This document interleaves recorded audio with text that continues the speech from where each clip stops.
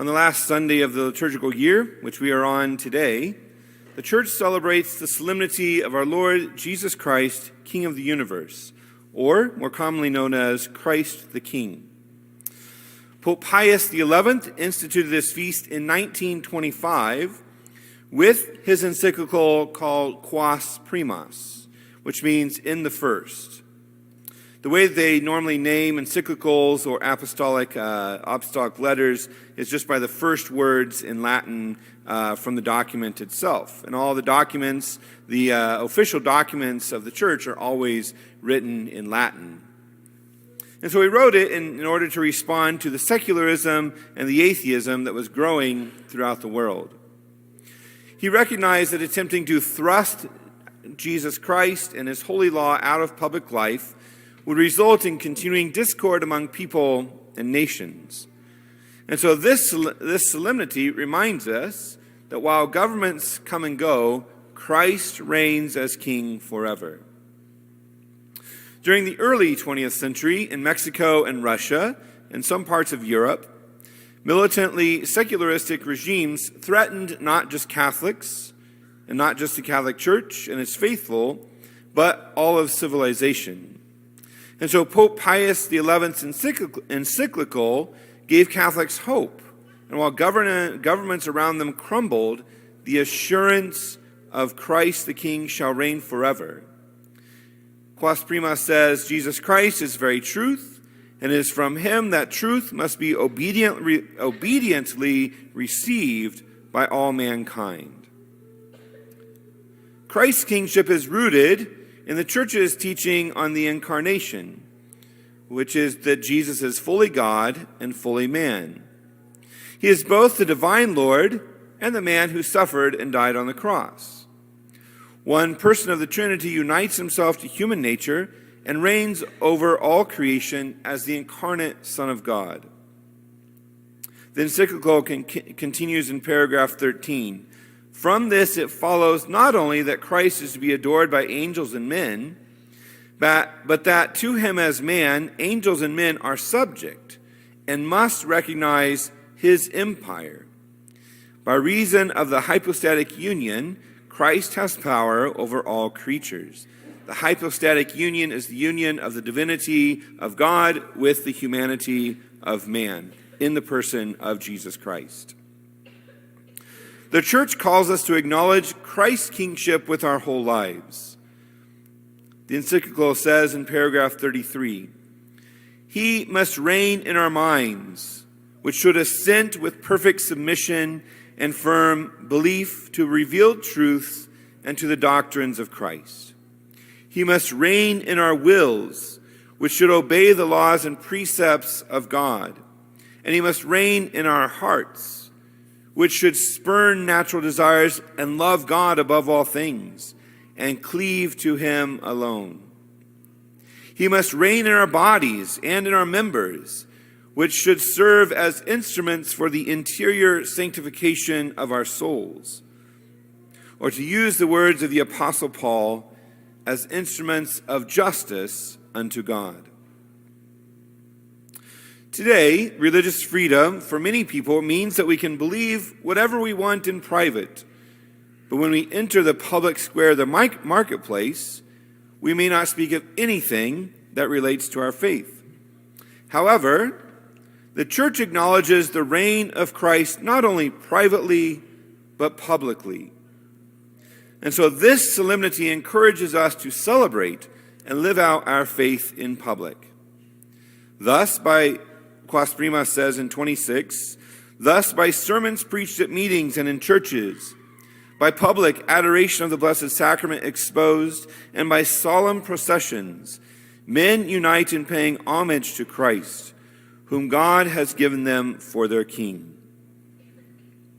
For Christians, when our faith is repeatedly marginalized in public life, we can fall into the habit of compartmentalizing our lives. We love Jesus in our private lives, but we don't allow him into our social life. We don't allow him into our public life. We don't allow him into our job, anywhere else in our life. We kind of keep him out of all of those other things.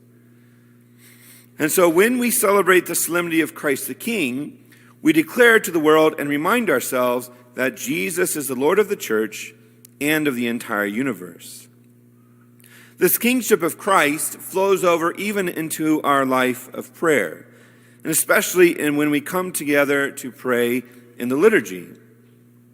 When we gather for the Mass, a faithful adherence to the liturgy and the way in which the church intends for it to be celebrated allows this deepening attachment and faithfulness to the church. And let us remember that the church is not ours. The church is governed by the Holy Spirit, and the church is the bride of Christ. As we are members of the Latin Rite, Latin is the language of the Mass and is the language of our church. This is why all of the documents that are produced from the Vatican are always have their authority in Latin. When we don't know that culture, the heritage of the Latin Rite is passed down through the culture and the language. When we don't know that culture or that language, we begin to lose our heritage as Latin Rite Catholics. And we forget who we are in the Latin Rite Church. When I say Latin Rite, what I mean is that the way in which we celebrate Mass is the Latin Rite. There's many other different rites, almost 30 different rites in the Catholic Church. We are the Latin Rite. There's only a few actually what are called the Western rites of the Church, and the rest of them are the Eastern rites of the Church. Not to be confused with the Eastern Orthodox Church, which is split from the Catholic Church. And so there's the Eastern rites of the Church and the Western rites of the Church, us being the largest of all of the rites in the Latin Rite Church. A faithful adherence to the Church includes the singing of certain parts of the Mass in Latin. When the Second Vatican Council began, the very first document that was produced from the Second Vatican Council was a document called Sacrosanctum Concilium, which is literally translated, this sacred council. In this document, which was the first to be produced and is about the revisions in the liturgy of the Mass, it says this. This often is forgotten when we start talking about the liturgy, but it says this. Steps should be taken so that the faithful may also be able to say or to sing together in Latin those parts of the ordinary of the Mass which pertain to them. That's paragraph 54 in the very first document of the Second Vatican Council. Oftentimes we hear, the Second Vatican Council got rid of Latin. We never have to do it again. It is wrong. That's a wrong interpretation. And if you were taught that, I'm sorry. But it's wrong. The document governing us on how to celebrate the Mass, called the General Instruction of the Roman Missal, which tells us the very things that a priest is to do, the very thing that the laity are to do, the very thing the deacon is to do to make sure that the Mass is celebrated properly, says in paragraph 41, all other things being equal, Gregorian chant holds pride of place because it is proper to the Roman liturgy. Other types of sacred music, in particular polyphony, are in no way excluded, provided that they correspond to the spirit of the liturgical action and that they foster the participation of all of the faithful. Gregorian chant is specifically Latin chant, and specifically in the parts of the Mass that all of us sing together. Since faithful from different countries, the paragraph 41 of the General Instruction of the Roman Missal continues. Since faithful from different countries come together ever more frequently, it is fitting that they know how to sing together at least some parts of the ordinary of the Mass in Latin, especially the Creed and the Lord's Prayer, set to the simpler melodies. That's in the General Instruction in paragraph 41. And finally, Pope Benedict says in the document Sacramentum Caritatis, which is literally the sacrament of charity, While respecting various styles and different and highly praiseworthy traditions, I desire, in accordance with the request advanced by the Synod Fathers, this document was produced after the bishops had a synod on the Eucharist. It continues that Gregorian chant be suitably esteemed and employed as the chant proper to the Roman liturgy. And that's in Sacramentum Caritatis number 42. And so there's been this wrongful interpretation of the Second Vatican Council that says, we got rid of Latin, we are to never do Latin again. It's not what it says at all. And for whatever reason, we throw Latin out, and then we get angry when someone tries to bring it back. If someone says, oh, you're taking us back to before the council. No. What happened was there's wrongful interpretations of the council that got promoted all throughout the world, and then it becomes difficult to actually do what the church says, what the church wants. And so allowing Christ to be our king means that we have to be humble enough to accept what the church wants, whether we understand it or not, and to put forth what the church teaches and to do what the church teaches. And so it's important for us, even here in Colby, Kansas, to do some of those parts of the Mass in Latin. So beginning next week, the first week of Advent, we're going to do 3 things in Latin. They're very simple things. We taught them to the students in the school, and they had 4 classes, and they already knew how to do it. From 1st grade to 5th grade, they picked it up extremely quickly. I was in the class visiting them. I didn't encourage them to do it, but they wanted to show me that they could, and they were all already singing the Holy, Holy, Holy in Latin, which is called the Sanctus. And so the 3 things that we're going to incorporate into our Mass, as the Council desires for us to do, is to sing the Sanctus, the Holy, Holy, Holy, the memorial acclamation, which comes right after the consecration, and the Agnus Dei. 3 things, that's all. And we're going to pick those up and do those in Latin. On our website for our parish, you can find practice videos to be able to learn to do those. They're really simple melodies. The words can be picked up very easily. They're not very difficult.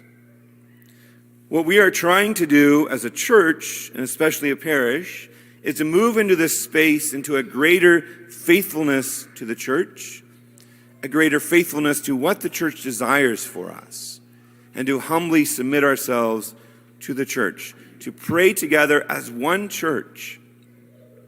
One of the beautiful things that I experienced when I was in the Holy Land, when I was on retreat on Saturday night, they do a procession, a rosary procession through the courtyard of the Basilica of the Annunciation. And we began outside the Basilica and we prayed the rosary.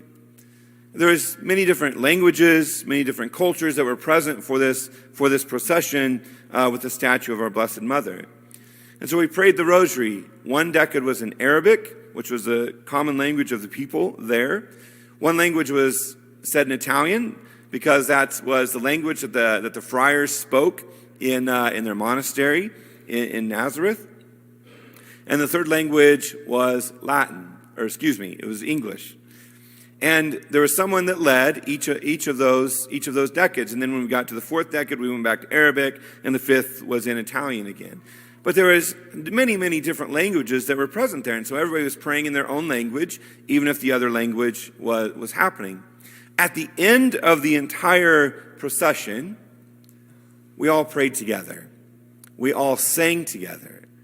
And we all sang the Salve Regina, which is the Hail Holy Queen in Latin. And you have people from Nazareth who speak Arabic. You have people from Italy and the friars who speak Italian. You have myself and Father Scott who are English. There was French-speaking people there. There was German-speaking people there. And we all sang together the Salve Regina. It was absolutely marvelous and beautiful. This is what the church is trying to get us to do, to pray in union with one another throughout the entirety of the church. And so we will begin these things next week. In our humility, we will allow the church to teach us how to pray as one united church throughout the world. And so may Christ reign in our hearts, in our lives, and even in our prayer. Long live Christ the King.